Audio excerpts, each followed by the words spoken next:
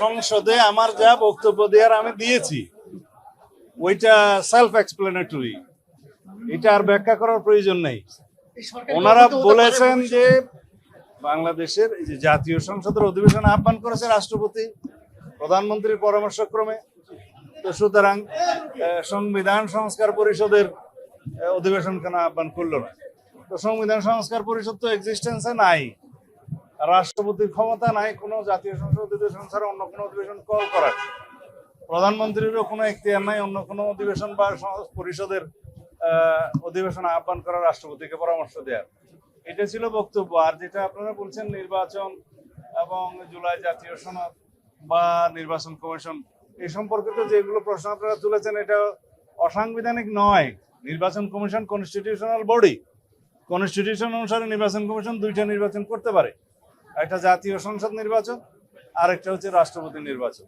তো সেই নির্বাচন তারা করেছেন, আমরা নির্বাচিত হয়েছি জাতীয় সংসদ সদস্য হিসেবে, এটা হলো যে কনস্টিটিউশনাল ম্যান্ডেট হিসেবে তারা সেই নির্বাচনটা দিয়েছেন। তা এখন সেই সংসদ সদস্যদেরকে নিয়ে অধিবেশন আহ্বান করা হয়েছে, আমরা ওথ টেকিং করেছি, শপথ নিয়েছি, সেটা এখানে চলছে।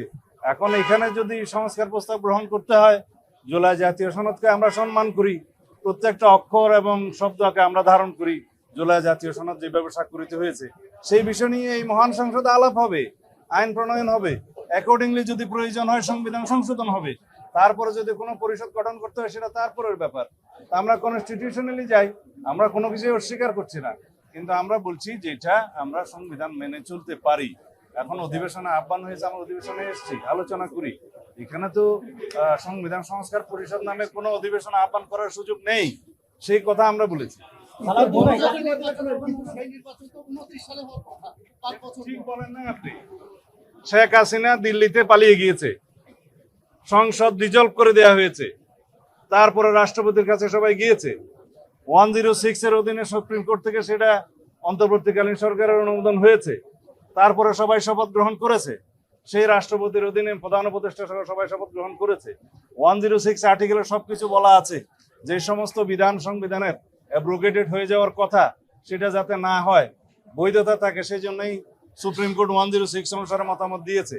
এবং কথা থাকতে পারে 90 দিনের ভিতর কোনো ইলেকশন হলো না, সেই জন্যই 106-এ বলা আছে যে অন্তর্বর্তী সরকারের কোনো মেয়াদ দেওয়া ছিল না, তত্ত্বাবধায়ক সরকারের মেয়াদ থাকে, এবং তারা সেই অনুপাতে আইন প্রণয়ন করেছে। সেই আইনগুলো আমরা রেটিফিকেশন করব, সংবিধানের 4th তফসিলে সেইগুলো রেটিফিকেশন দেওয়া হবে, ধারণ করা হবে। এই সরকারের অন্তর্বর্তীকালীন সরকারের সমস্ত কর্মকাণ্ডকে এগুলোকে বৈধতা দেওয়া হবে, তার মধ্য দিয়ে সবকিছুই লেজিটিমেসি পাবে।